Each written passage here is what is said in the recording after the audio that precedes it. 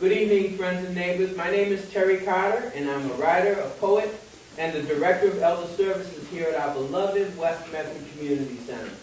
Welcome to our 9th monthly presentation of First Fridays, Words and Music on Medford Community Access TV, channels 3 and 47. And also rebroadcast as a part of the Somerville Line program on SDA TV, channel 3 in Somerville. We are indeed thrilled about tonight's special program, and we hope that you are too. I'm your host for the evening, and tonight we would like to kick off the annual April celebration of National Poetry Month with an evening of performance and conversation that is focused on the role of the poet in the art and culture of these United States and in the global community. I believe that you'll find all of us here have a special kinship in this discussion.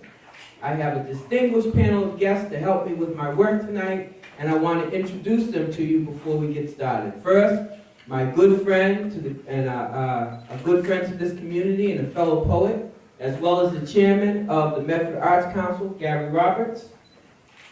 The council is also principal sponsor of tonight's program. Next, a young and talented West Medford teenager with a mature and eloquent voice, Antonia Collins. We also have my old friend and poetic collaborator, Yvonne Reddy. My newer friend and Boston-based creative spirit, Ferris. And we have our musical guest for the evening, but I will make those introductions in just a little while. Right now, I'd like to open the proceedings with a question for each of our panel guests. It's the same question, but it's important. It's an important one. The question is simply this: why you? Why poetry? Why now? Russ, why don't you get us started? So, you said, why me? Why you? Why me? Well, I am a young creative entrepreneur. I am working back to the roots in Roxbury, so Sister Ruth has really been helping me get my flow going as a young businesswoman, so shout outs to her. Back to the roots and Grove Hall. And I'm working on a book, I do photography, I do everything, so I'm getting back into poetry though, because that's where I started as an artist, so it just feels good to be here and I appreciate being here. I can answer other three. Actually, you've answered why you, and you've answered why now. Why poetry? Why poetry? Because that was the beginning for me as an artist. Because it's free, it's abstract. You know, I've had trouble being eloquent in terms of like essays and things. So poetry helps you get more across with less words. Perfect, perfect. Yvonne? Why me? I'm a poet at heart. I've been writing since a very young age, writing about, just the pets that I used to have, silly stuff. So, and then it just grew from there and off and on. So getting back into the groove of writing about more mature topics and things that affect the world today and the community at large. So, that it's relevant to more people. So, does that answer your question? Perfect. Very good, very good. Why don't you pass the mic to Antonia? Antonia, you can take a crack at that question. So I've also been writing for a really long time. When I was younger, I had a diary, and I would always start books and never finish them. So writing has always been something that I really love to do. But as I got older, I started trying to form my words differently and use different stanzas, and that kind of evolved into poetry. Also because of role models, for example, Maya Angelou, I have many of her poem books. So I've had many role models, and also I think it's very important today because of the political atmosphere. I like to use poetry to reflect on myself, but also on the world, and try to think about how we can make change. So I think that's why today is very important. Very good. Gary? So like many of us, I'm a lifelong maker of many trades, and poetry is the art form that's stuck with me the longest. It's the most mysterious to me, and so therefore I'm just relentless and restless. I just have to keep finding out what it is and seeing where it takes me. Why now? I do believe that this is a moment in time, and there probably isn't a year or a decade or century where there isn't a need for a healing form, a provocative form. Poetry does that for me and the people around me. Fantastic, fantastic. So this is our mystery guest. I'll tell you a little bit more about her later, but in the meantime, we'll give her a chance to answer the question. Thank you. The question, why me? Why you? I think that to me poetry is a sense of responsibility. It's a way of expression, and I think the more you tap into that way of expression, the more it comes out of you. And I think it's everybody else's voice, so it's important that it can be heard. And in this world where we need peace more than anything, this is what I'm focusing on. So I think right now this answers the question. Thank you, thank you. Okay, so I promised that I would never make my guests do anything that I wasn't willing to do myself, so let me go on ahead and answer the question. Why me? Probably why not me? And I think in every challenge there's a if not me, who, then component to it. So I want to make sure that the things that I have to say that are important have an opportunity to be shared with people who may not see my viewpoint. So that's probably the why me. The why poetry is because poetry, of all of the artistic forms that I've tried, and I've tried a bunch of them. I still paint and draw and do some things like you, but poetry sticks. It always, always comes out the way that I want to in the end. I can make it work. So that's the why poetry. And the why now, I think you've all answered the question, because in times like these, we need a way to express ourselves that cuts through some of the madness. And poetry, of all the art forms that I know of, is the best one for cutting through the madness. So it works right now. Okay, so that kind of sets the table for our discussion tonight. But I think what everybody came here for, if I'm not mistaken, is so that they could hear some poetry. So I think that's what we're going to do. We're going to get started with the poetry because that's the reason for the season. So Gary, why don't you take us up? Thanks.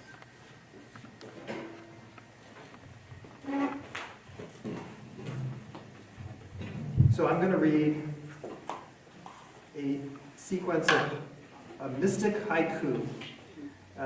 These are short poems, if you're not familiar with the form, of observation and reflection on nature and the here and now.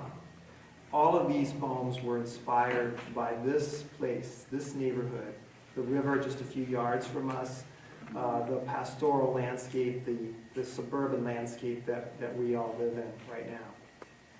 So I'm going to give you a year's worth of poetry, 20 poems in 3 minutes if I can. Poems of spring.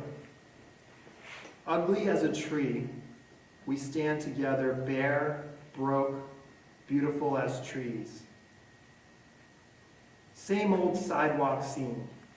Dandelions sprout next to the forgotten stump. The lilacs are done. The dogwoods are almost done. Late spring is undone. Old cracked flower pot, askew, shelters the wren's nest. The cat waits out rain. Look closely. Slowly, unseen, the flower opens continuously. Poems of summer. That swallowtail there disappears over the fence. Where will it go next? Under the cirrus, swallows spin, dragonflies dart. The summer is sear. Cicada singing in the bill of the blue jay as it's borne away. Crit, crit, crit, scrit, crit, and so on say the crickets. She snores for a while. 3 a.m. again. The Perseids keep cutting into the ether. Poems of fall. Autumn equinox. I write of spring tree blossoms wetted by a rain. Sunlight falling through spires of aster, goldenrod, pokeweed, poison ivy. A woodpecker feeds on a nodding sunflower without permission. Deep blue October. A muskrat swims figure eights for the joy of it. On the forest path, smell of burnt sugar, manure, leaves and the leaf mold. Poems of winter. In reality, a squirrel nest quivers in an empty tree.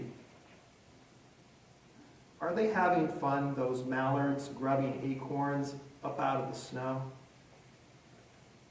Winter morning light. Sparrows taking turns atop the gable peak.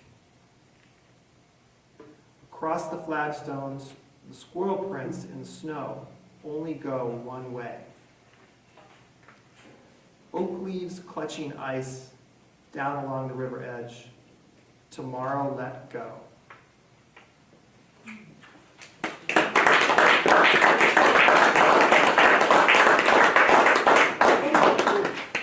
Thank you, Gary. Such awesome imagery.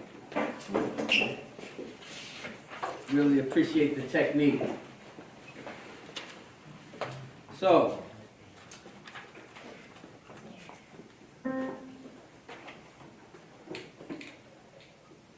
we have another mystery guest in the house. He may not be as big a mystery to some as he is to others, but he'll be accompanying me tonight. I'm going to do a jazz piece. It's called Reprise for Poinciana, and I'm accompanied ably by our second mystery guest.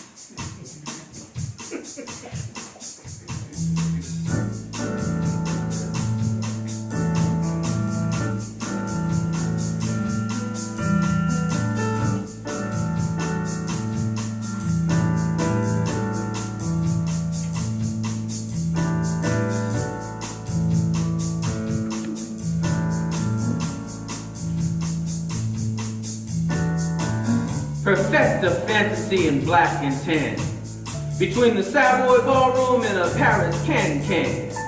The kind of blue that doesn't get you down, it rather has you twirling round and round and round. Kind of blue, but not really. Like a conversation between Miles and Q in a smoke-filled corner, just those two talking about the music round midnight. Miles and that miraculous horn, all gravel-voiced and full of scorn, asking Q, what made you feel like doing stuff like that?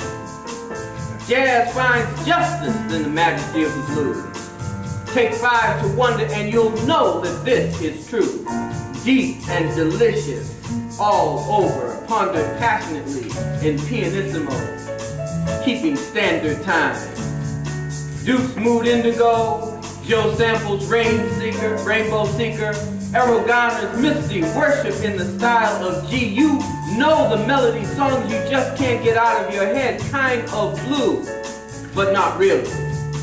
Just like the woman whose name you call as the autumn leaves begin to fall off, maybe like the melody by Ahmad Jamal, Poinciana. Last days of sun and sand and sea, you and your love and the music made 3. A lyric so familiar, a song so sweet, ebony notes on an ivory sheet, new tear stains on every page, a bit of your heart in a crystal cage, kind of blue, but not really. You'll remember her most round midnight, Poinciana, fragrant, fresh wind recollections, a song reprise, summer breeze, makes me feel fine, blowing through the jasmine in my mind. Miles and Q in that smoke-filled corner, talking about taking the A train, going up to Small's Paradise. Sassy's gonna be scatting and Hawk's band is in town. do with jazz some real justice. Marvelous, majestic, and kind of blue, but not really. You'll remember her most around midnight. Poinciana, pungent, whole rose petal pictures, a song reprise. The first time ever I saw your face, I thought the sun rose in your eyes. Fantasy perfected in cocoa and cream, Harlem Nights and a Moulin Rouge daydream, the kind of blue that fills your soul, engulfs your spirit and makes you whole. My Poinciana, I'll remember you most round midnight, frail fragments of love's fulfillment, kind of blue, but not really. Your song, reprise, till you come back to me, that's what I'm gonna do. Poinciana, my Poinciana.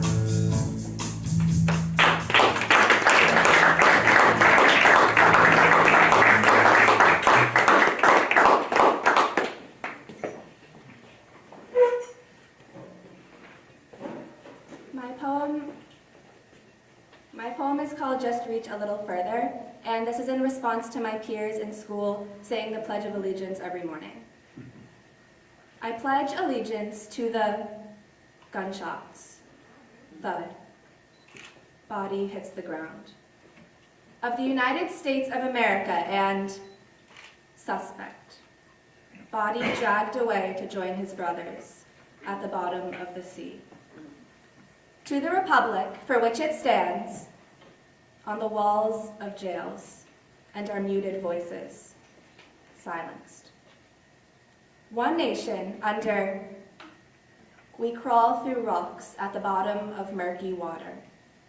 Try to shout, to swim in the direction of air but cannot see the surface and begin to doubt if it is even up there at all. With liberty and pretend you do not hear our crying screams, muffled as the waves crash onto the shore. Justice. The water thick and heavy and slow, pushed back down to the rocks. To try again. Or frozen mid-swim, battered black bodies suspended in the sea, one arm reaching up to the dream we're told is above, for all.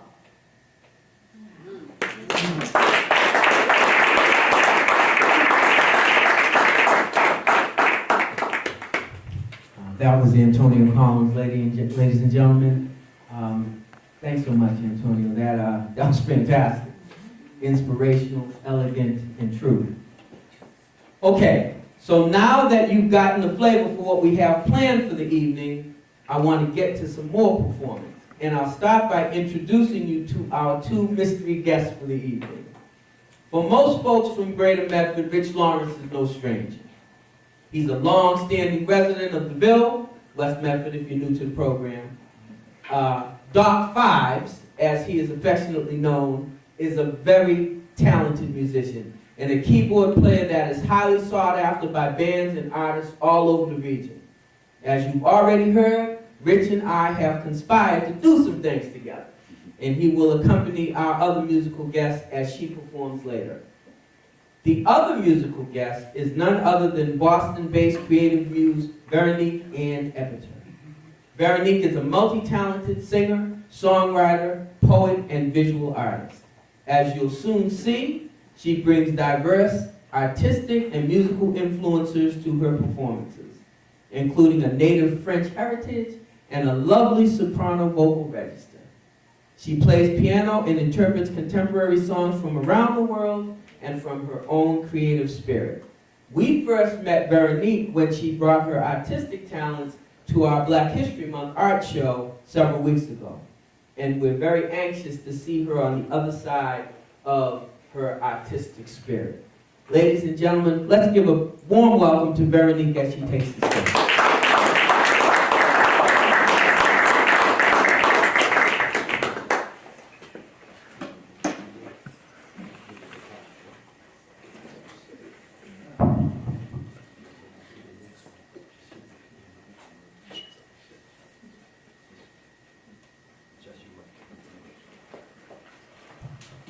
Hi, Lucy. My sister came.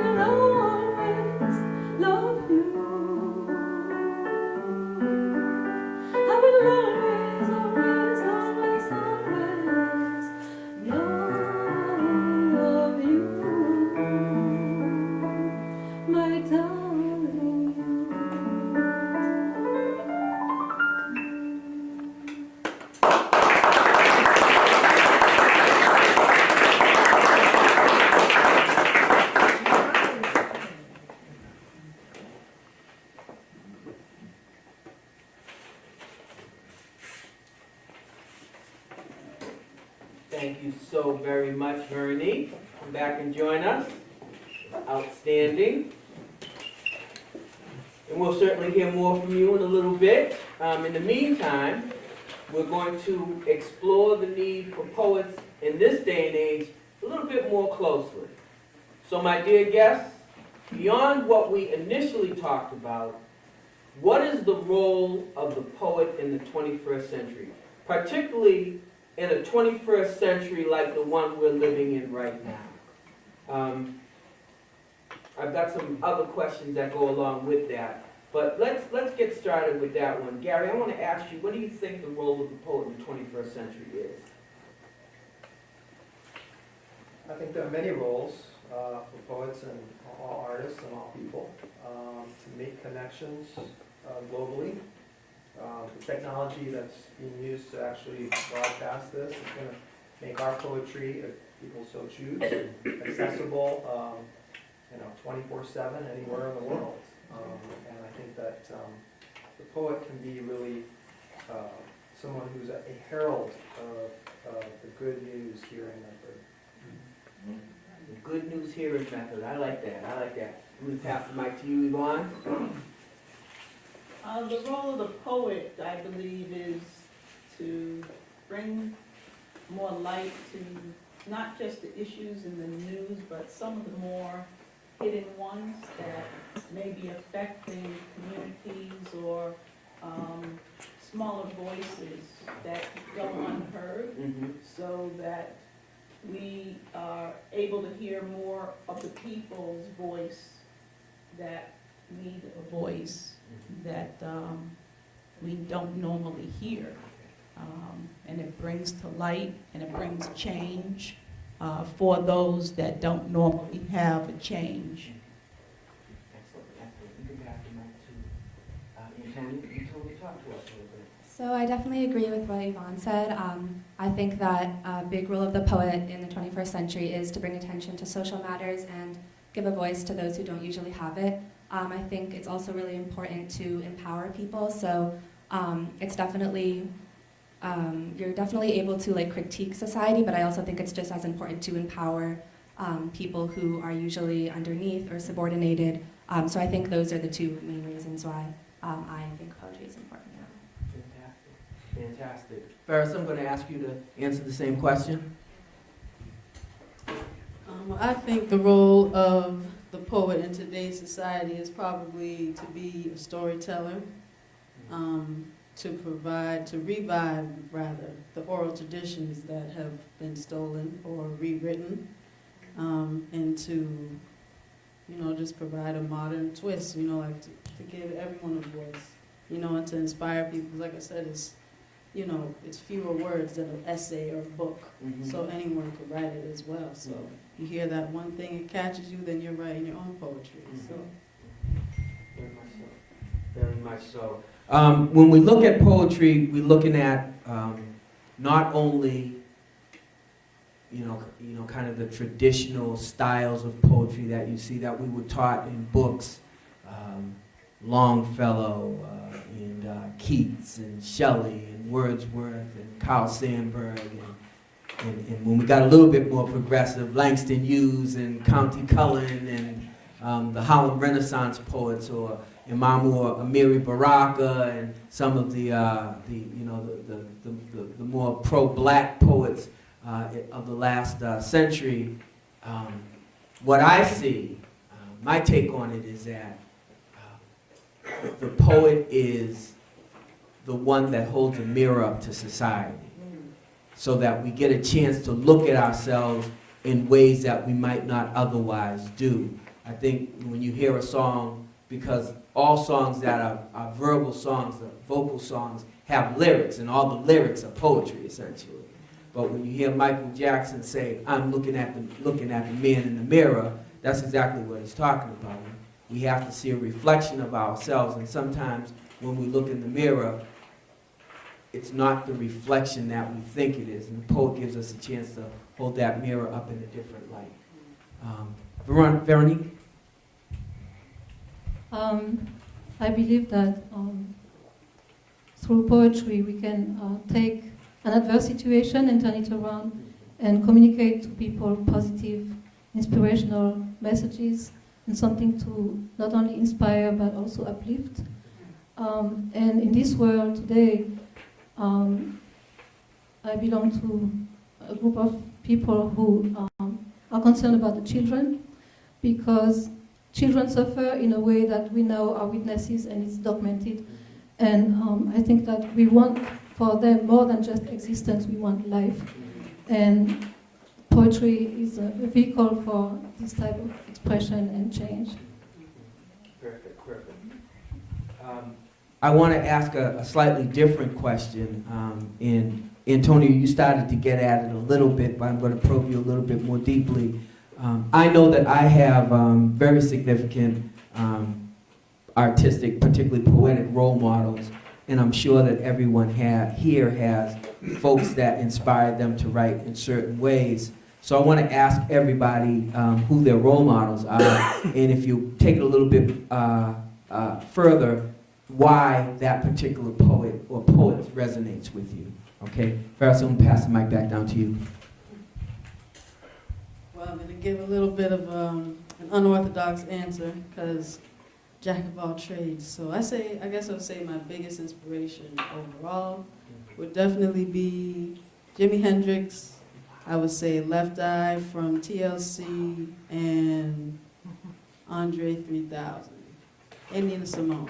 I like the rawness, the stories that are told, the puzzles that are created with words. I have admired that so much.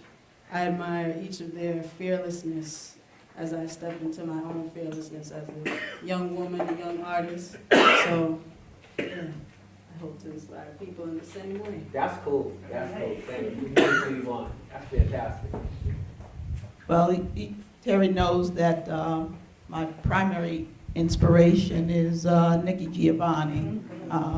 So I like her early poetry and throughout the ages, everything that she's written, and along with Langston Hughes, and they just speak to what's going on in the world today and its relevancy and how it continues in this day of and age. And it continues to inspire change and get other people talking about the same issues over and over again, perhaps with a modern twist, but it keeps repeating itself. It's almost like we haven't learned from history yet. Fantastic, fantastic. You started, so why don't you? So I mentioned this before, but I would say my biggest is probably Maya Angelou. I feel like I can connect with her story in a lot of ways. Her story of being a young black woman, I found that there's just in like the feelings she expresses and her desire to motivate others and connect with all these different communities that she's a part of. I feel that that reflects who I am a lot. So like reading her book growing up in school and learning all about her, and then being able to, on my own, explore her poetry was definitely something that really motivated me to do a similar thing. Well, she's one of the poets that motivates me these days, incidentally. Gary? So one of my primary poetic inspirations is a 20th century American poet by the name of John Ashbery. He died last fall at the age of 90, I believe. And he was an avant-garde poet. He really pushed the boundaries of what you could do with words, but he always was on the lookout for that connection to the public. So I just really admire that sort of avant-garde approach and engagement with common speech. Heard that in the poetry that you read a little bit earlier. Veronique? My main sources of inspirations are actually three singers. Miriam Makeba is a South African singer, and I actually had a chance to meet her. She and I had actually a conversation, and that's a memory that I really treasure. I love Bob Marley, and I love, oh my goodness. I'm going blank with emotion. Stevie Wonder. I think he's more than a poet. I think he's an angel. he's an oracle. He just spreads love. He's an amazing, amazing person. And in my own personal life, a very young person who I really admire, my own son, William, who writes very beautiful poems that I find outstanding. Actually, your poem really touched me to tears, and you made me think of him. Okay, all right. This is wonderful. This is wonderful. I'm a child of the Harlem Renaissance generation. When I first started to write at 16, 17, it was because I actually had an English teacher at Medford High School. Her name was Eleanor Kukovitis, and she introduced me to the Harlem Renaissance, particularly to Langston Hughes. And that's where poetry got its hooks in me, so to speak. And I started, but I always go back for inspiration to use. Love my Aunt Angelou, Gwendolyn Brooks, a lot of other poets, Connie Cullen, Anna Bontemps, but Langston Hughes is probably the one that really, really does it for me. So this is fascinating, but I want to make sure that we keep the poetry flowing. So I'm going to share a few pieces to get us re-engaged, and I'll be joined once again by Doc Vibes on the keys. Remember what I'm supposed to be reading here. Euro. Okay. Thank you. Thank you.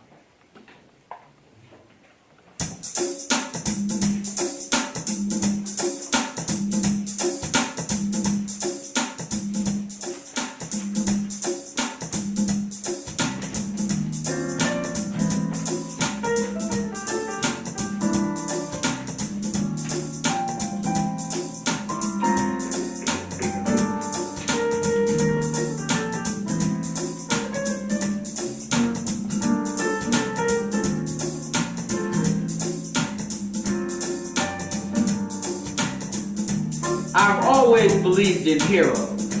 Collected comic books by the dozens, Spidey, Fantastic Four, Thor, Black Panther.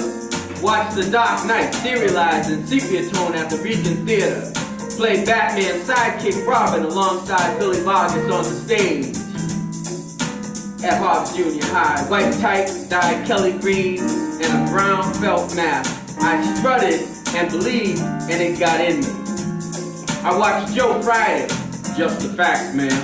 And Bruce Lee, it's like a finger pointing to the moon. If you concentrate on the finger, you'll miss all that heavenly glory. And James Tiberius Kirk, Scotty, beat me up. And Sidney Poitier, they call me Mr. Tibbs. I watched and believed, and it got in me. I saw JFK and RFK and Malcolm and Medgar and Martin live for a principle in danger and a people in bondage. They asked not, they climbed to the mountaintop, they suffered the slings and arrows, they studied war, hurt, pain, and oppression. They died awash in the blood of conviction. I learned and believed, and it got in me. I've always believed in heroes, larger than life cats that lit up the sport pages. Satchel Paige and Jackie Robinson, Jim Brown and Joe Louis, Gail Sayers and Jesse Owens, Hammer and Hank, the Say Hey Kid and Sweetness, the Sugar Rays, the Michael J's, the KC Monarchs, and the Homestead Grays. I cheered and believed, and it got in me.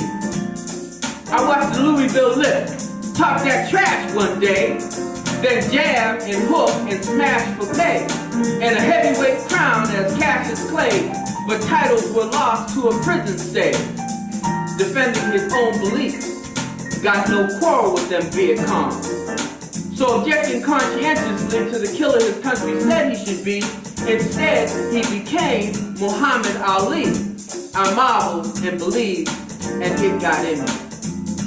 I heard musical magicians, the regal, the elite, black and tan fantastic, the Duke, the Count, King Oliver, Miles, Train, Bird, and Monk, jazz giants, lyrical lions. I heard the Motown sound, the Memphis groove and Philly soul, Isaac and Luther, Donny Hathaway, Marvin Gaye, Billy Paul, Grover, and the Godfather. I listened and believed, and it got in me. I've always believed in heroes. I never really had to look very far to find one. Never had to leave my own house, and my own street, and my own backyard. Watch a good man love his wife and children, tend his garden, sow a seed and reap a harvest. I've grown and believed because it's in me. I watch my daddy. People up here in the north seldom pronounce his name right. It's Barney, not Vinny or Barney. Pronounce his name wrong sometimes, but never in nastiness or disrespect. It's just that he was so much a southern gentleman in such a decidedly northern space, such a southern gentleman. I watched and believed, and it got in me. I watched him plaster 1,000 ceilings. He did things the old-fashioned way, built his own staging with wooden crates and heavy planks, gypsum lath and slack lime, and silica sand, expertly applied over pine strapping, bone straight, 16 inches on center. The hammer and the nail, the mason's hawk and trowel, I loved and believed, and it got in me. I always believed in heroes. Never had to look very far to find one. Never had to leave my street, and my house, and my own backyard. Watched a good man love his wife and children, tend his garden, sow a seed and reap a harvest. I've grown and believed because it's in me.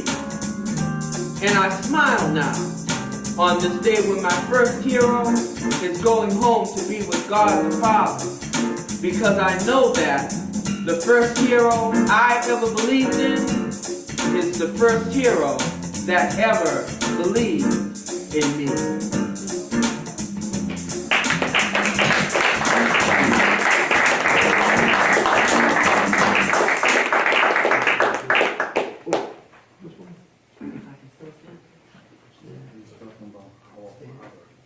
That generation of men. Yeah, I'll tell you.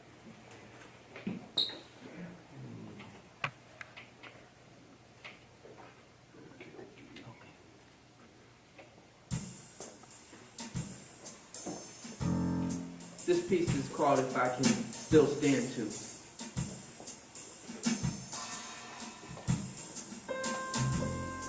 I need to tell these stories. Need to.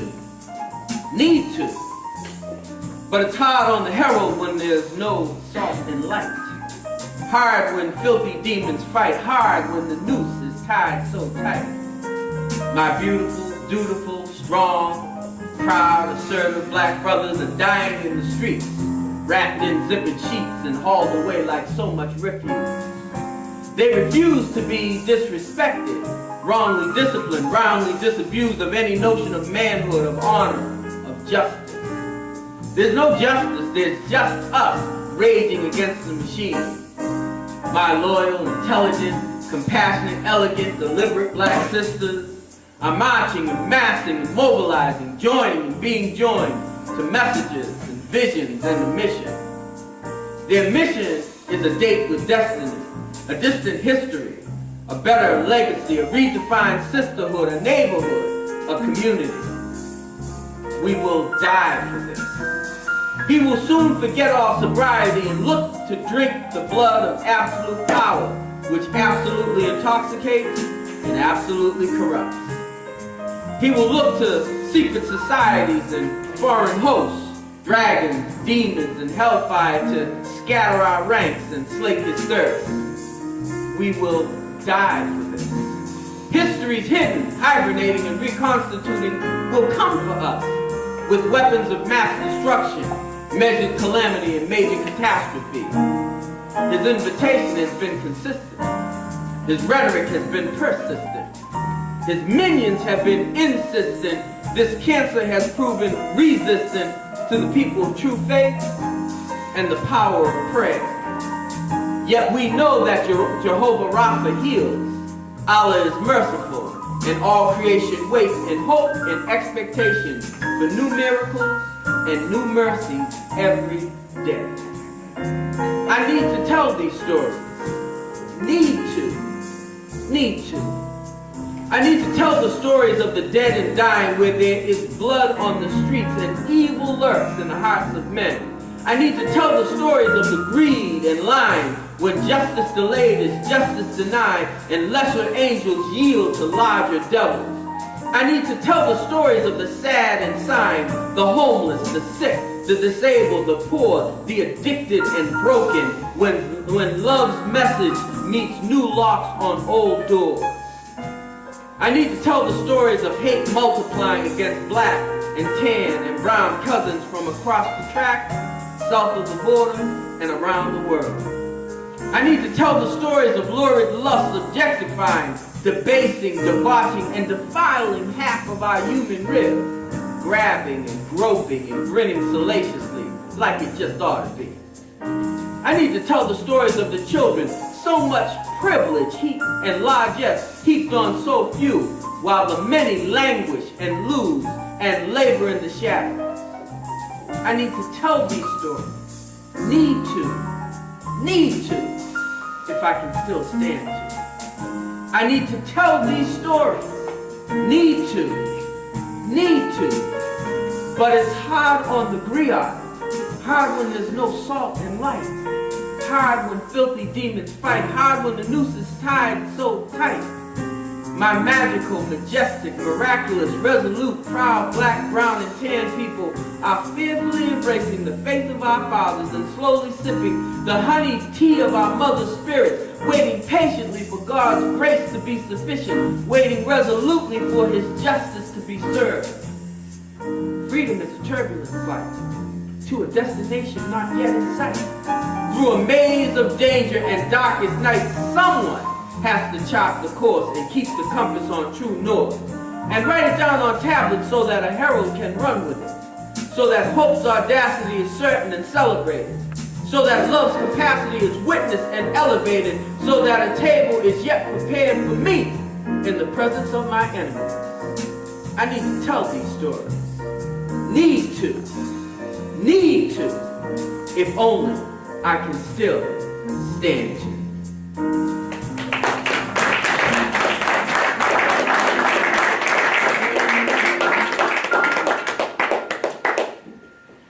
The poem that I have for you this evening is about gentrification of not only neighborhoods but of valued lands that are not within our neighborhoods. This piece is called South Cape Beach. It used to be a dirt road, perhaps more like packed sand, that formed the dust cloud as our tires rolled, and pebbles kicked against metal began their rhythmic song. Only nature's landmarks led to the sacred spot. No sign indicated its existence where we turned. Just Wampanoag friends in the know converged on these shores. Indigenous trees lined the sides, reached into our cloud and brushed us as we passed. No gated estates and member-only communities carved into landscape lots.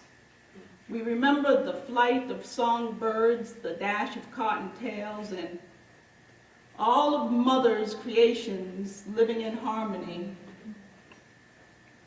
Wrapped in imagery, lulled by song, only ceasing of metallic pings at road's end wakens us to our dispersing cloud, revealing a familiar sun, a first light sachem. Greeting arrivals, a Wampanoag welcome with smile. Shell gatherers to the left, fishermen to the right, a well-known routine. No mid-road booth declared these shores state-owned, no posted hours professed, creation closed. Salty sea air filled nostrils, sand shifting underfoot, foot-lugged coolers and blankets attempting flight, anchored quickly in choice beach spots with ocean-smooth rocks, same ones gathered by children of the first light. No boardwalk scent of pressure-treated pine, only driftwood and seagrass amongst the dunes. We walked over to catch fish and crab, fresh on the line. We knew ocean's power, life it gave and took, yet children gathered seaweed, dived for rocks, swam with fish. Eyed young ones combed crashing waves. Respect for her kept us safe. No markers or ropes warned of nature's depth. Who are these lifeguards? What are these white towers lettered in red, lining Massapee shores? Shores still one with the Wampanoag. Nature guards her own. Familiar tribes once surrounded us as far as we could see. This was a healing place where we knew who we'd meet. Now we search with longing and a sea of faces reminiscent of disease and extinction. But our Metacom still lives amongst his people. 2,000 plus strong, strengthened by affliction, rebirthing Wampanoag, unity of the mother tongue. We still live here. Aznute Unea. Nature guards her own. Massapee, we are still here. We call it home.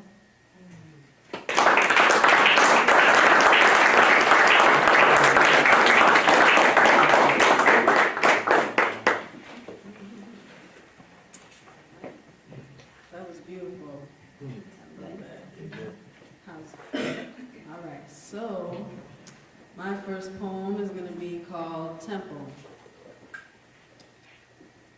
Your mind is a temple where nature comes to life.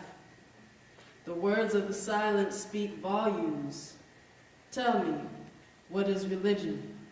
Do you believe in the power of your own voice? Are we not gods?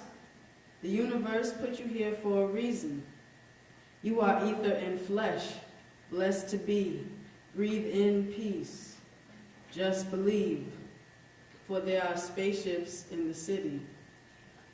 The present is the future. Your mind is a temple between two pillars of thought. You can make anything happen. We've shattered all illusion. See, the world is yours.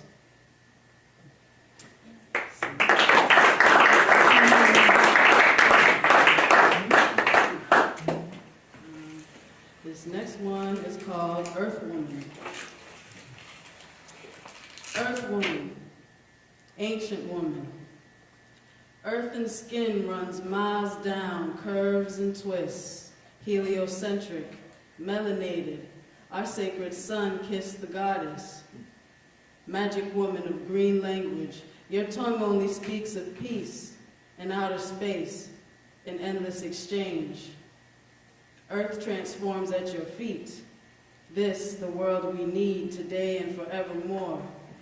Straighten up your golden shoulders, shine across the land as sky dances at full moon's glance. It is all for you. This ritualistic revival of ancient truth twirling around you with long-lost cadence. Earth woman, rise again from the mire of stagnation.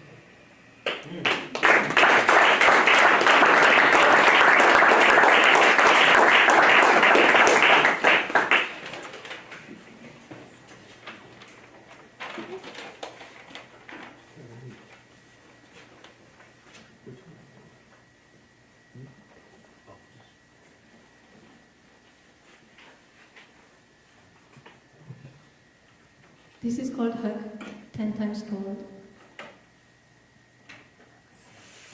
And it spells out 10 times. Hug, H-U-G, H-U-G, H-U-G. How do we define universal love? Gently by giving. How do we receive universal love? Gratefully always. How do we achieve universal love? Genuine respect helps pave the way, unites by bridging gaps that could divide. Heartfelt words that bring uncensored peace go such a long way, healing differences. Uplifting greetings give joy for the day, hope for the journey. Unfailingly, will grow inspiration. Humor is priceless, universally, graciously guarding harmony amongst us, being our best guide in translation. Hugging is voted unanimously. Greatest messenger.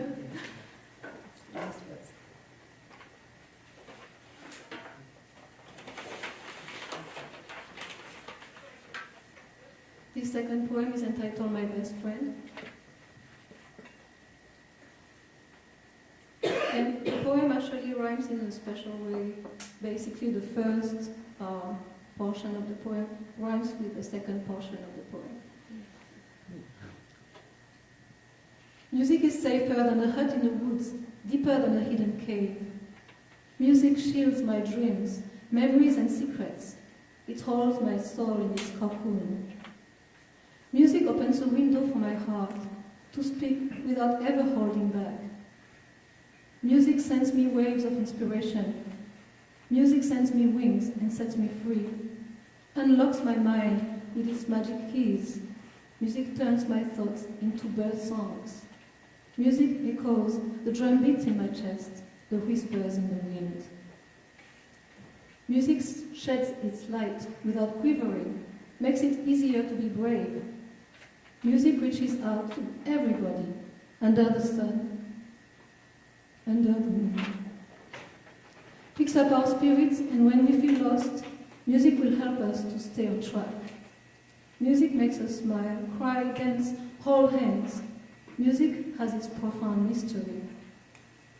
Music talks to us in many voices, through strings and bells and drums and gongs. Music echoes the heartbeats in our chests, the whispers in the wind.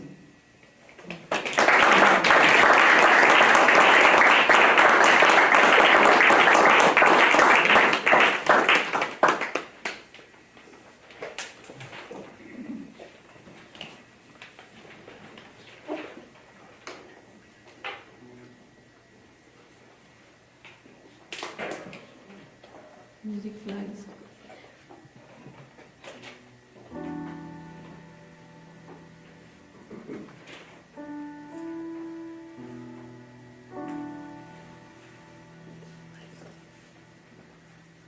Oh, je voudrais tant que tu te souviennes des jours heureux où nous étions amis. En ce temps-là, la vie était plus belle et le soleil plus brûlant qu'aujourd'hui. Je t'aimais tant et tu étais si beau. Comment veux-tu que je t'oublie? Les feuilles mortes se ramassent à la pelle. Les souvenirs et les regrets aussi. Et le vent du nord les emporte. Dans la nuit froide,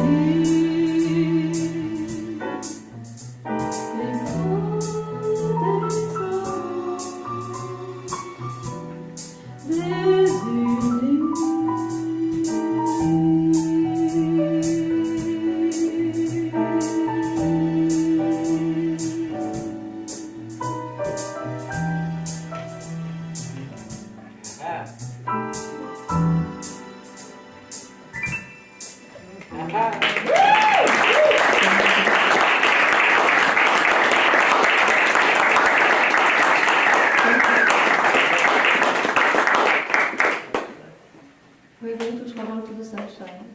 I think the season. Yes.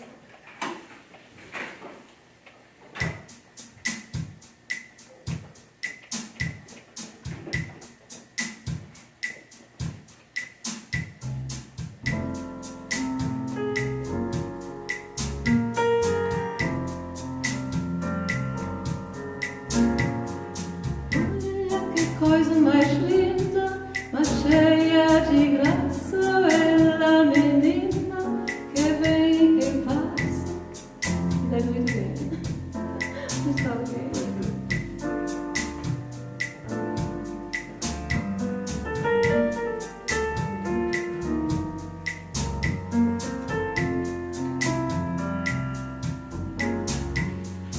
Olha que coisa mais linda, mais cheia de graça, ela menina que vem e que passa num doce balanço, caminho do mar. Moça de corpo dourado, sol de Ipanema, o seu balançado é mais que um poema, é coisa mais linda que eu já vi passar.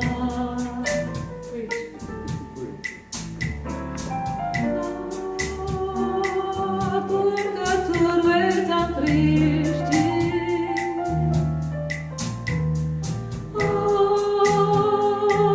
Porque estou tão sozinho.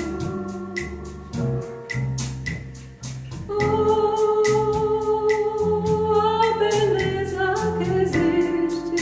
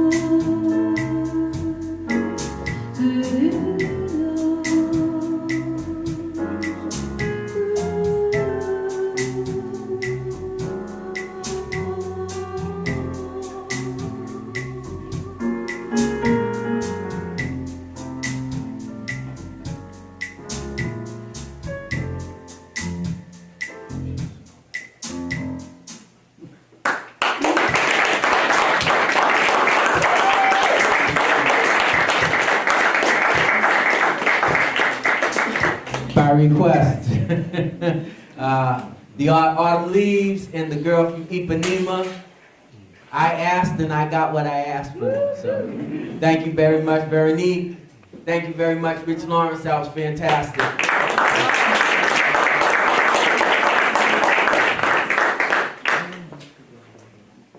So, our panel tonight, as you can plainly see, is dominated by women, and that's a good thing. But I definitely want to ask this question. Now, Wikipedia lists over 1,500 published American poets. Okay, that's the ones that are in the mainstream that everybody knows about. It's about a 60-40 split, men versus women. Ladies, as you consider your roles as an artist, is there any advantage to the unique gender perspective you bring to the table? And if so, talk a little bit about what that advantage is. Okay, we'll just go right around the horn. We'll just skip over Gary and myself. Put me on the spot. I think it's that time. I think the world itself is coming back around to really appreciating women. Because there was a time where we weren't oppressed and suppressed and silenced and beaten and all this stuff, you know, and I think we will be at the forefront of revolution. And I think it's happening, it's been happening, you know, more and more people, you know, can have that conversation with a stranger and be like, yo, what's going on? You know, we all feel it in the air, you know, but it's nice to see more women at the forefront of music, of art in general, of life in general, and that's how it's always been, so yeah, I'm proud to be part of that. Wonderful, wonderful.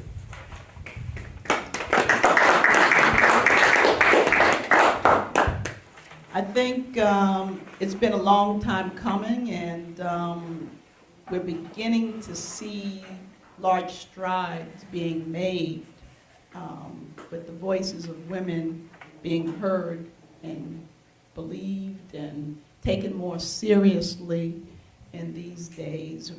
By comparison, in the past, we've come leaps and bounds, but we got so much further to go. Amen. So we're taking over political offices, we're speaking out more freely in all realms and industries. There are some that are given voice by speaking once, and some that are encouraged because of that one voice and continue to fight. So kudos to all of those who have the courage and all of those who are coming behind them and watching. Very good.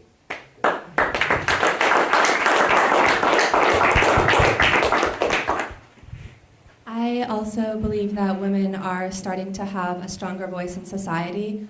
Speaking from a student's perspective, growing up, going through the public school system, and I'm a junior in high school right now, pertaining to poetry specifically, I've definitely studied way more male poets than female, and that just goes for basically every area, but just focusing on poetry right now.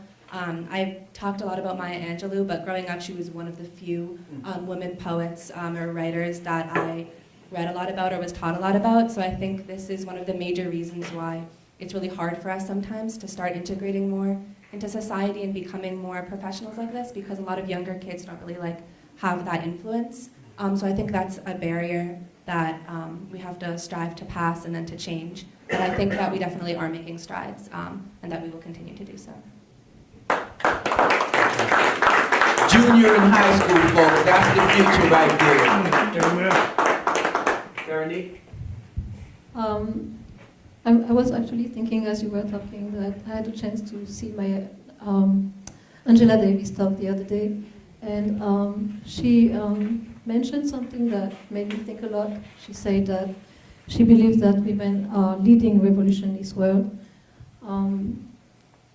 I see things from a perspective that we are an endangered species, and if there were not women, I think we would have been expired a long time ago. Thank you. Thank you very much. Thank you. All of those answers are exactly what I had hoped to hear. But I want to shift gears a little bit, and Gary, I want to talk to you, because in your role as the principal promoter of the arts in Medford, how does poetry keep pace with the visual, musical, and other literary arts that seem to be capturing the attention of the audience for the arts in this area? Would you talk a bit also about West Medford Open Studios? Sure, thanks, Terry. So the Medford Arts Council is the city's cultural council, and we definitely are interested in promoting all the arts, all the humanities, the sciences as well. You know, how do the language arts and poetry in particular thrive in Medford? Well, I have to say it's in large thanks to people like you who are leaders in the community, who bring in your spirit and your wisdom and the power of your words to attract others like all of us here tonight. So thank you for that. He didn't pay me to say that. And you know, West Medford Studios has been around, I think 17 years now. Medford Arts Council has been a supporter of that for most of that time, I think every year. The late Dorothy Elizabeth Tucker, you know, had a literary reading series in her home just around the corner. So she really created a space for poetry and language arts. I was privileged to read there 3 times in the years. I just think that there's real eagerness throughout the city, throughout Greater Boston, for all the arts to have a home, to come together, to mix it up. I think poetry is right there alongside of it, and we just have to get more of the Medford poets that are out there, I know, to join up. Fantastic. Thank you so much. So we're going to shift gears again, and we're going to get back to a little bit of poetry. And I, in particular, am anxious to hear your voice again, Antonio. So why don't you take us out?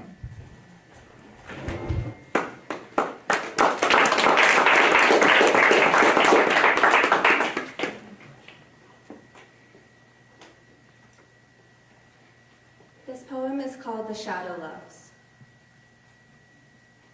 There was a time when I first knew what it would feel like to live in shadow loves, to love in the dark spaces, the hidden quiet and forgotten noise.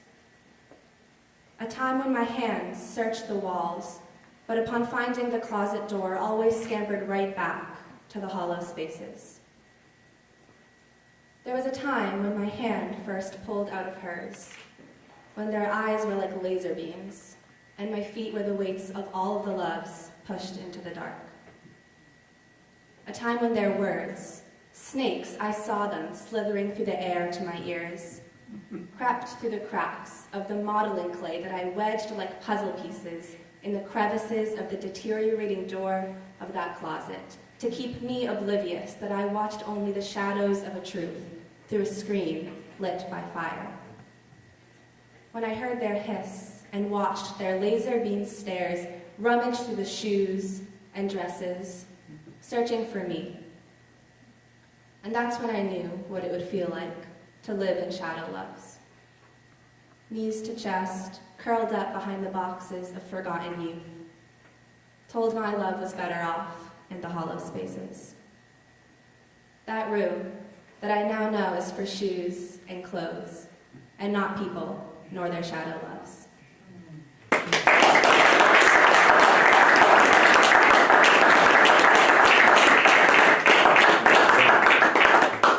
If I could write like that when I was 17, I would be a world bestseller right now. I just got to keep on plugging. Thank you. Yvonne? This piece is called One Voice. For every me too, there's a not me, a veil of qualified sincerity. I'm sorry for your pain, but I remember it differently. It was a joke. It was consensual. Staunch denial to bold admission to insensitivity. It wasn't me. This is extortion. You gave permission. Yes, those behaviors are mine. Ah, you like cinnamon rolls? Here, try my recipe. No industry untouched by the scene. Young professionals burning candle ends, birthing fulfilling dreams, navigating, mapping uncharted territories. No industry untouched by beings in the lair unnoticed, privately selecting their prey, pure gold hearts of hope unaware, of pride and power, secretly lurking, impulsively groping concealed buttons, of faint metal-to-metal clang quietly locking doors, ensnared prey in soundproof rooms, a fallen tree in lonely woods, exposed nakedness, rapes of innocence, splintering nascent dreams. In disbelief, captives shook, spoke once, if at all, once freed. Before fear, sealed lips overtook the day, the week, the month, the year after year. But there's no Browning photo edge. The ugly beast rise unknowingly empowers. A once small voice globally duplicates the images from me too to we too, messaging the same truth to truth refrain. In many languages, yet it's one powerful changing the game.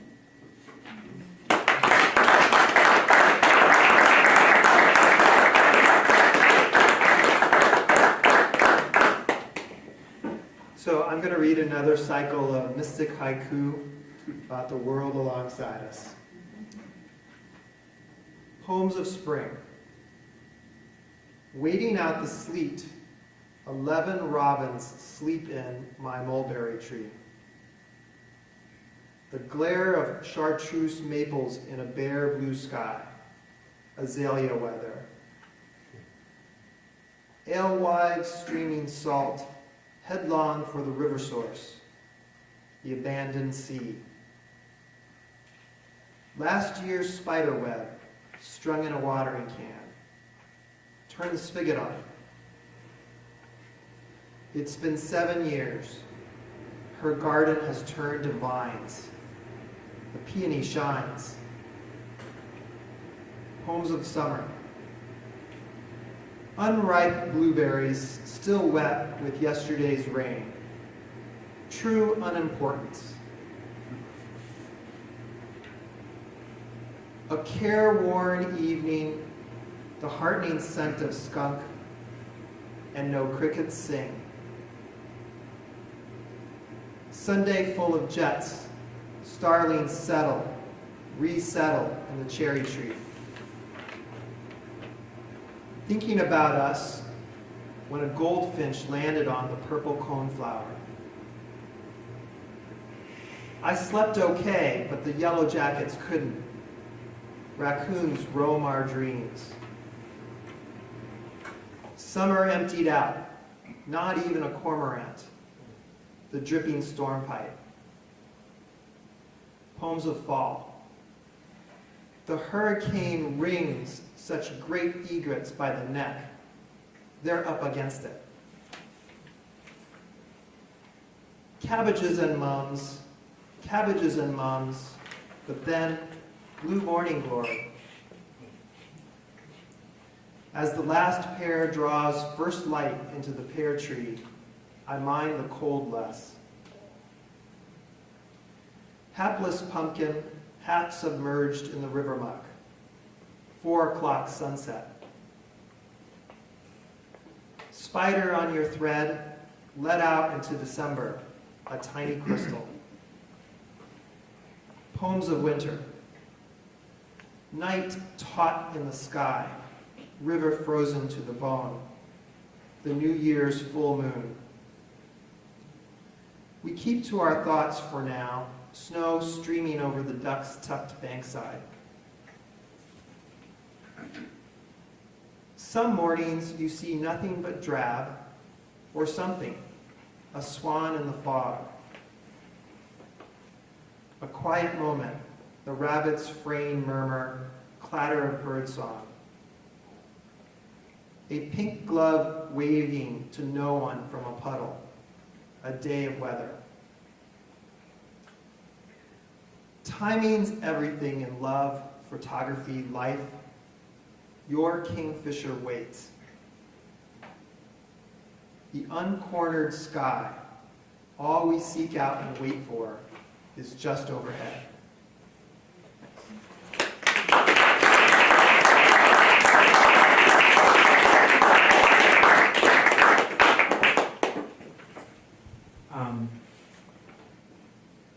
Poets, generally speaking, don't try to explain poetry, but I just want to offer, because it's one of my favorite forms, haiku is ancient Japanese poetry, traditionally 17 syllables, 5 in the first line, 7 in the second line, 5 in the third line.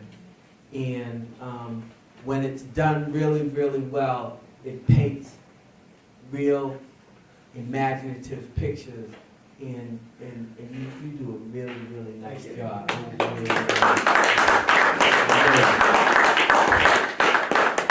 So,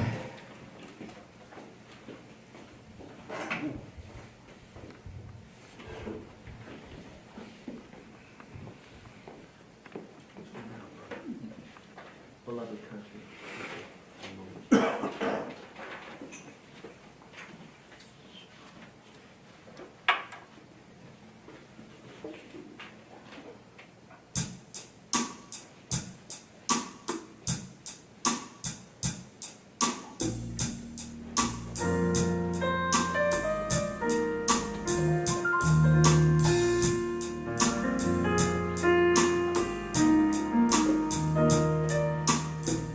I can love this country too. I didn't have to be born on these bonny shores. I didn't have to be a son of the Pennacook, Quinnipiac, or Mohican. I didn't have to have a pilgrim pedigree or be a Connecticut Yankee from King Arthur's court. I can be the Dahomean, the Pole, or the son of Caribbean, or the child of Caribbean suns and Amazon shade. I can love this country too.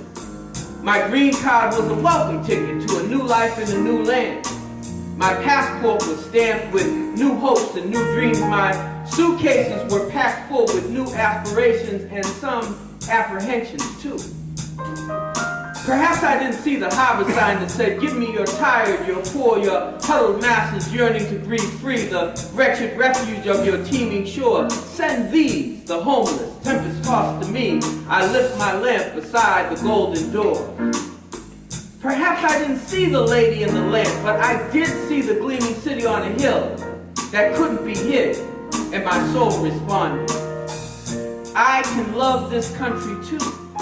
I can love its rocky mountains and its rolling meadows. I can love its gospel songs and its crazy rhythms. I can love its asphalt highways and its born-to-run boss. I can love its teeming ghetto and its urban sprawl.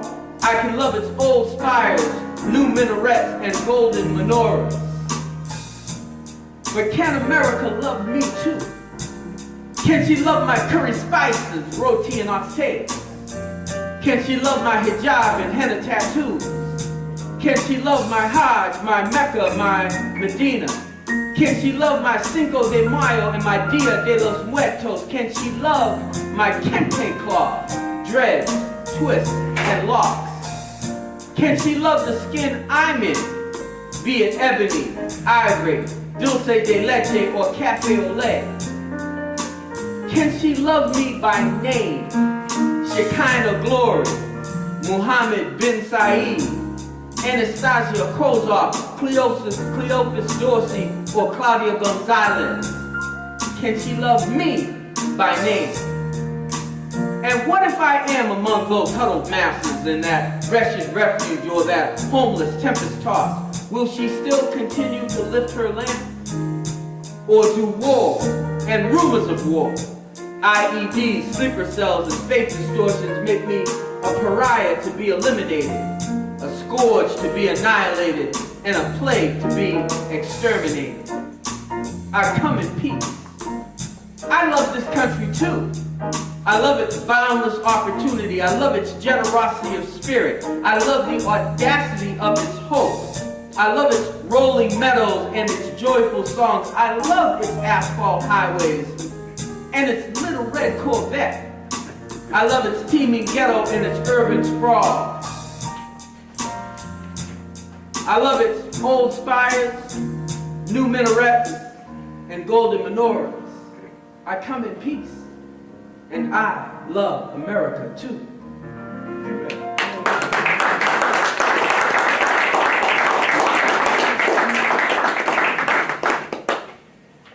Thank you very much. Thank you.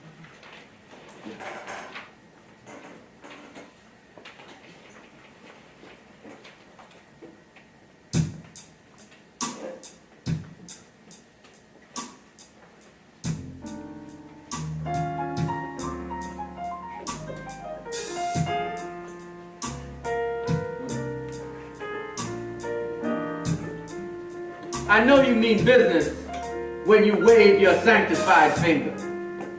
You won't have to tell me twice to drop it, or eat it, or stop it, or start it, lay it down, or put it back where I found it. Your sanctified finger is like a maestro's baton, conducts the symphony in the living room, in the bedroom, in the kitchen, in that big old country backyard. From the front porch or the parlor window, you see it all and keep it in tune. Your sanctified finger, like a blacksmith's hammer, tempers the youthful exuberance and points out the error of my sinful ways. Before church, after school, across the street, and around the block, you touch that nerve and bridle the wild hope. Your sanctified finger points the way to the switch you want cut, the belt you want fetched, or the rod that corrects the brazen and the bold. It's the, this is gonna hurt you, this is gonna hurt me more than it hurts you finger. And the, don't spoil that child finger, and the, I'll make them behave finger, and the, mind your manners finger, and the, help me Holy Ghost finger. I know when it means shut it up, break it up, pick it up, pull it up, button it up, clean it up, fish it up, and fold it up. You won't have to tell me twice to drop it, or eat it, or stop it, or start it, lay it down, or put it back. I know you mean business when you wave your sanctified finger.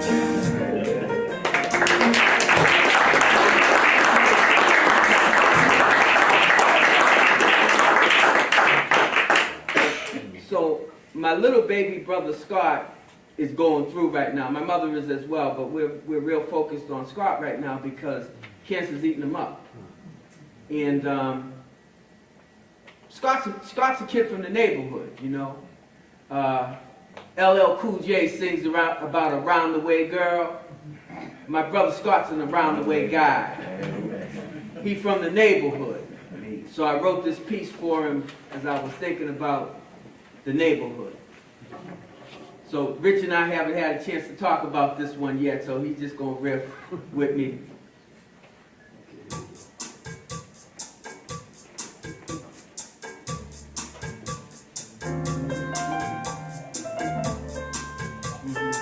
That'll work. Oh yeah. Neighborhood is a place where mothers buy extra food for kids that aren't even their own on the premise, that they will eventually show up at the door hungry. Neighborhood is grandpas and grandmas that raise their children long after they raise their own children, lovingly, carefully, happily, long after they've raised their own children. Neighborhood is the corner bodega where that nice Spanish man always gave you 10 cents worth of penny candy when all you ever had was a nickel. Neighborhood is the homeowner that doesn't look down his nose at the frazzled renter with the Section 8 and a few kids without a dad. Neighborhood is the block party that everyone comes to, and nobody calls the cops. No guns, no drugs, no drama. Kool in the Gang, Earth, Wind and Fire, Rick James, Tina Marie, and Chaka Khan, Chaka Khan, Chaka Khan. Neighborhood knows everybody's name but isn't collecting big data on anyone. Keeps tabs on strangers but doesn't discriminate or judge folk by color or caste or custom. Neighborhood keeps pies and cookies ready to welcome newcomers and always has something to invite folk to. Something good to eat when you get there. Neighborhood loves all of its children, watches out for all of the babies, disciplines fairly, drops dimes liberally, daps up consistently, and marches for justice dutifully.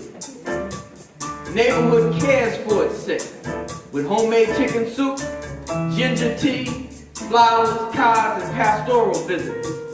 Never lets you feel lonely, never leaves you alone. Neighborhood laments the losses of its kings and queens reverently, even while it celebrates their lives jubilantly and recollects their ways permanently. Neighborhood has well-worn welcome mats and four-way stop signs, a community gathering place as the hub of the wheel, and nicknames like the Port, the Coast, and the Ville. Neighborhood says yes more than it says no, chooses love over hate, never cries when it could laugh, and never laughs when it should cry. Neighborhood understands the importance of respect, covers everyone with an umbrella, shovels snow for its elders, pronounces your name right, and picks up the poop left by its dog, small, medium, and large. And no matter where you go, neighborhood is always the place you call home.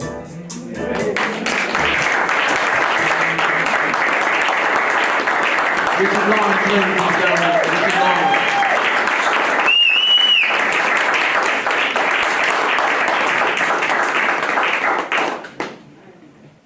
So, I was going to do a few more poems, but I actually was inspired by the music going on. So, I'm actually going to do an a cappella version of a song I have called Museum. And it's also dedicated to one of my other inspirations and my best friend, Mfalme Kenyatta, who actually painted the jacket for me. He's another artist from the city. The song is called Museum. Museum of my life, it got me figuring out this crooked mind frame of mine, but I guess this life always been the awkward type, so it got me feeling like a rookie. I'm standing on the sidelines with Mona Lisa smirking, where I see the fine lines crossing. I feel like Dolly met with Kahlo in my mind talking. I turn the corner, see Basquiat sitting sipping red wine, tripping on the acid that was left to right in my spine. Hendrix got guitar singing soundtracks to my life. That's right. I'm history in the making, groundbreaking, heart shaking, soul saving. What's it gonna be? No SWV, I'm more like TLC in one eye, but a starry night. Did you get the picture all right? I'm Josephine waking, baking till sunlight. Dancing through an artist's imagination, this crystal ball got me kinda psychic, but I'm impatient though. I brushstroke my mind's eye, sing out to high tide, dance on the full moon, bass drop, my soul moves. This my life. and this is how I do, so this is how I grew. Examine my mind. Damn, sorry. Examine my mind. Oh yeah. Got me to find my runes and ancient runes, making tunes that bring me back to Nibiru with my ancient dude. My twin flame to rise with. See us in the constellation sitting next to Orion. I'm Isis on Series A, B, that's my iris. To Astra to be understood, I should just stick to hieroglyphs. I feel like my tomb, so it's time to shift. That's why I'm here now. Call it samsara, reincarnate, whatever you want to call it. I turn around, see Buddha, and I smile. Chilling in sacred lotus, I take notice and I find my peace. So now, nothing left can faze me. Call me pragmatic, little dramatic, but face it, yo. This fourth wall was meant for breaking. A night at the museum, are you awake yet, love? Are you awakened? Are you awake yet, love? Are you awake yet, cuz? Are you awake yet, love? Cuz I gotta, brushstroke my mind's eye, sing out to high tide, dance on the full moon, bass drop, my soul moves. This is my life, and this is how I groove, so this is how I do. Amen. Thank you.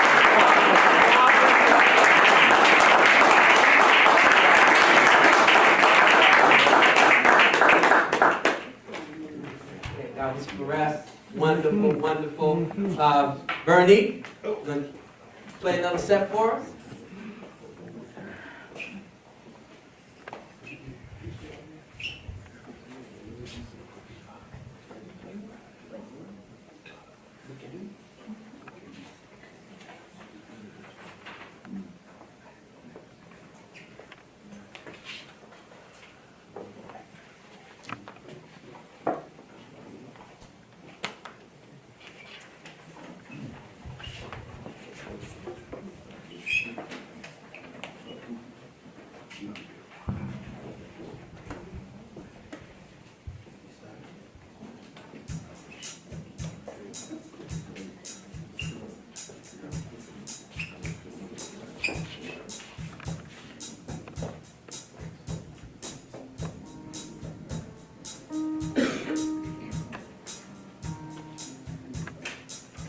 This song is entitled Song of the Peace Warrior.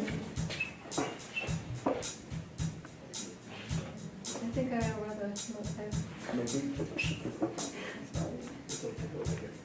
Oh, so that's sure.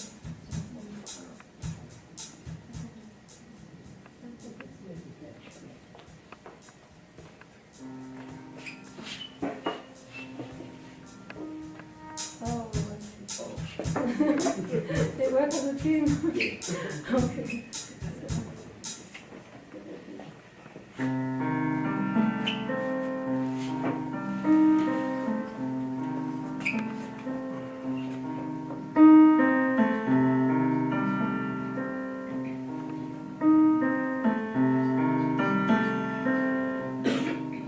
I have walked through the fire.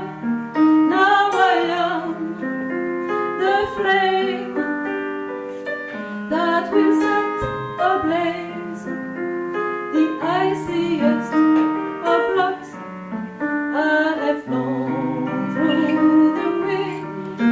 Now I am the hurricane that will flow on this maze, turn ashes into rocks. I have crawled through the dark. Now I am the ink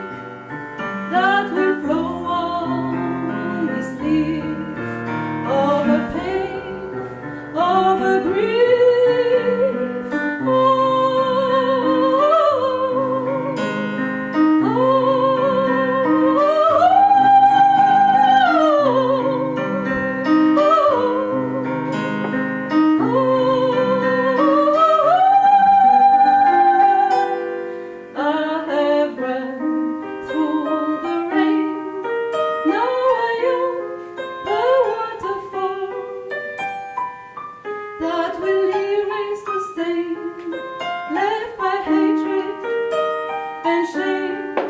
I've rolled on strings, tears, now I am the paddle, pulling my canoe through the ocean of sorrow. I picked my broken heart, now I am the arrow. I will engrave my mark deep in bark, deep in stone. Oh,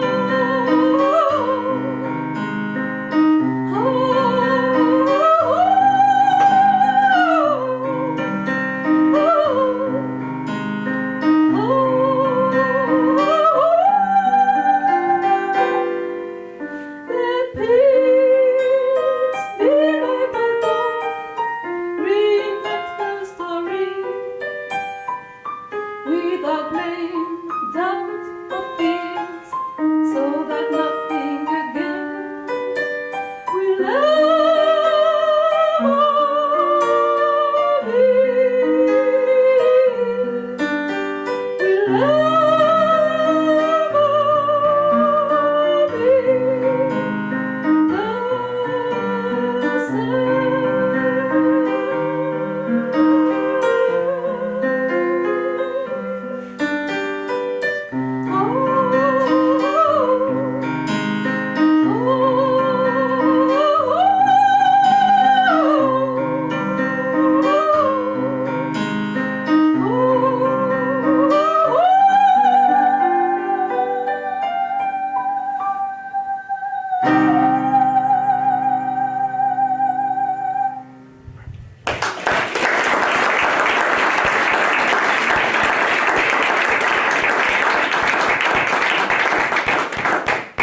This second song is supposed to be a dance song.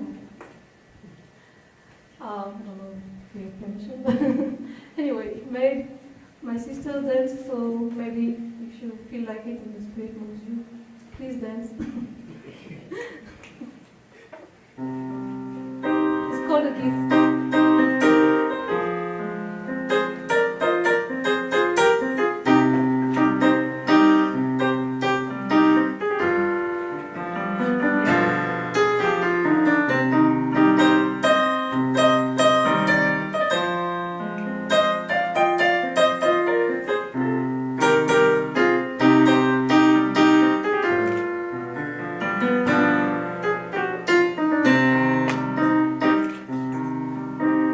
Love is a spirit, do not break it.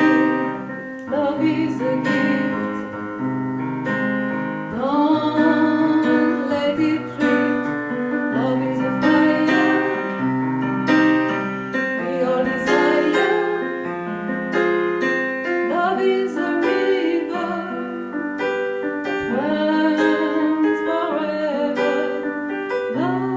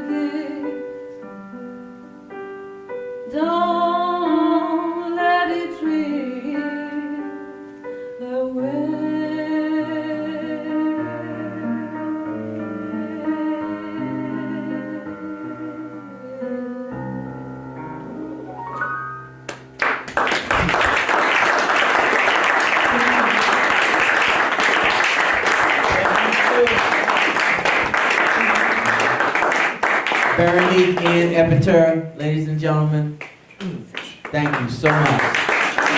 Thank you so much. So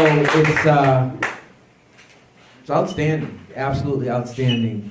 And that brings us toward the close of our program, ladies and gentlemen. They say that poetry is an acquired taste.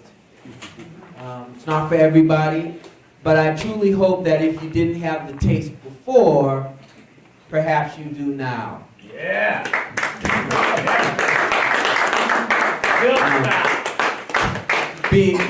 Being selfish, for me, this is really one of my favorite times of the year. As both a writer and a lover of the written word. If you want more of this, please come and check out the WMCC site during Open Studios at the end of the month, April 28th and 29th. We'll have spoken word here. They'll also have storytelling and anecdotes at Mrs. Tucker's house, which remains in play in Open Studios, and I'm really, really happy about that. It's a tradition that we definitely wanted to see continue. So whether it's here at the community center or there or hopefully in both places, I think there's over 30 sites, Gary, around 30 sites.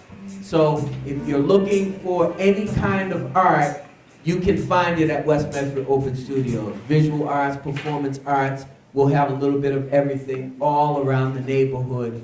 At some of the schools and in churches. It's going to be a feast for the senses. So make sure you get out April 28th and April 29th to West Medford Open Studios. We're also going to have a glass blower by the name of Niels White here and some other neat artistic surprises. I'm hoping that I can convince some of my people to come back too. So. And I think that website is WMOS.org. WMOS.org. All right? That's fantastic. Thank you very much. I think that there's some note cards on the table outside that talk about it as well. And there's a flyer up on our bulletin board that you can read about exactly what's going to be happening here at the community center. On your seats, you found a packet of paper, which is everything that's going on at the community center over the next several days, couple weeks. So far. We have a lot going on here, doing my commercial part of the program. And if you haven't been and aren't coming on a regular basis, the community center is once again becoming the place to be. So make sure that you avail yourself of some of the outstanding programs. The West Medford reunion is coming up, the Ville reunion, under the able stewardship of the New Jackson, the new generation, Brian Collins, some of those folks. They're going to do a real good job, and there's a number of different events connected. So get your tickets and come to the reunion. People come from all over the country to come back home, and it really is a reunion of the soul and the spirit. I owe a great debt of gratitude to our panel of poets. Please, absolutely. And I have days where I lament what I term to be sometimes the laziness of the millennials. But I'm putting that to the side. I'm kicking that to the curb because I have seen the light, and the light is Ferris and Antonio Collins. So thank you very much, ladies. It's really wonderful this evening. I also want to thank Gary for coming, and also as the head of the Medford Arts Council for supporting so generously this event. It costs us a little something to do it, so having that support, both the physical support, the financial support, but also the moral support is a wonderful thing. So thanks for coming this evening. And thanks for bringing the haiku. I've got a little bit of haiku in every one of my books. I love it as an art form, and Japanese been doing it for over 25 years, so it can't be bad. My friend, colleague, we've been doing poetry together for years now, Yvonne Reddy. Thank you so much, Yvonne. And our musical guest artist for the evening, my man Rich Lawrence, is still over there burning the keys up. He is truly a Ville treasure. So I'm gonna be looking for more opportunities to work with him because he backs up my poetry real nice. I'm just saying. And last but not least, certainly not least, Veronique Ann Epiter, bringing her wonderful artistry here this evening. We really, really appreciate that lilting soprano, and that French, and that Portuguese, and the girl from Ipanema and Autumn Leaves. So thank you very much. And in the back, Veronique has her book, and she also has note cards that are based on her own original artworks, and they're lovely. So you want to go back there and take a look and perhaps buy some of Veronique's things. I also have my books back there, so if my daddy didn't get to you before he passed and make you buy my books, and I'm here to, to take up the fight. So if you're interested, please come see me. If you feel like lingering a bit, linger, okay? We're not going to say what they used to say to us back in the day. You ain't got to go home, but you got to get the heck up out of here. Thanks to our tech guru, Bill Hager, Memphis Cable Director Ben Brown, and series producer Yvette Wilkes. All right. As well as the Memphis Arts Council and the law offices of Alan Pimpinen for sponsoring this program. I'm your host, Terry Carter, and for the West Memphis Community Center Incorporated, this has been another edition of First Fridays, Words and Music. Good night, everybody. Thank you, Terry.